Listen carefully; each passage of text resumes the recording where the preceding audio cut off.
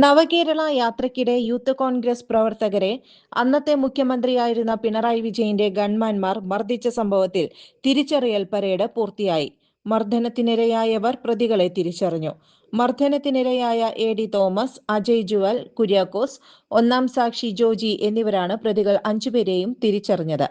എ.ഡി. Thomas MLA, Ajay Jual Kuriakose, കേസിലെ സാക്ഷികൾ എന്നിവരെ വിളിച്ചുവരുത്തി ക്രൈംബ്രാഞ്ച് ഓഫീസിലാണ് തിരിച്ചറിയൽ പരേഡ് നടന്നത്. ആക്രമിക്കാൻ ഉപയോഗിച്ച ലാത്തി ഇതുവരെയും കണ്ടെത്തിയിട്ടില്ല.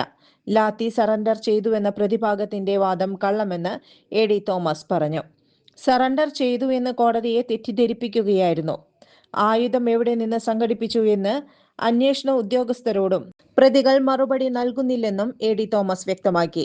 മുഖ്യമന്ത്രിയും മറ്റു മന്ത്രിമാരും സഞ്ചരിച്ച വാഹനം ആലപ്പുഴ ജനറൽ ആശുപത്രിക്ക് അടുത്തെത്തിയപ്പോഴാണ് യൂത്ത് കോൺഗ്രസ് പ്രവർത്തകർ കരിങ്കൊടി കാണിച്ചതും ഗൺമാൻമാർ മർദ്ദിച്ചതും.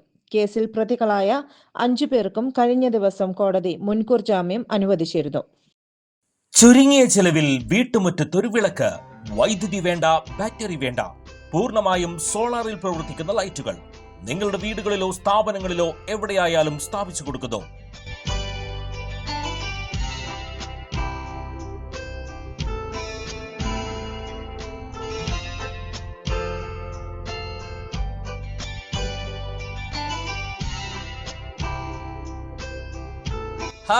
Solar lights. കൂടുതൽ വിവരങ്ങൾക്ക് വിളിക്കേണ്ട നമ്പർ 9447132148. കൂടുതൽ വാർത്തകൾക്ക് ഞങ്ങളുടെ ചാനൽ സബ്സ്ക്രൈബ് ചെയ്യുക. ഫേസ്ബുക്ക് ഫോളോ അപ്പ് ചെയ്യുക. വാർത്തകൾ വേഗത്തിലറിയാൻ എനി ടൈം ന്യൂസ്.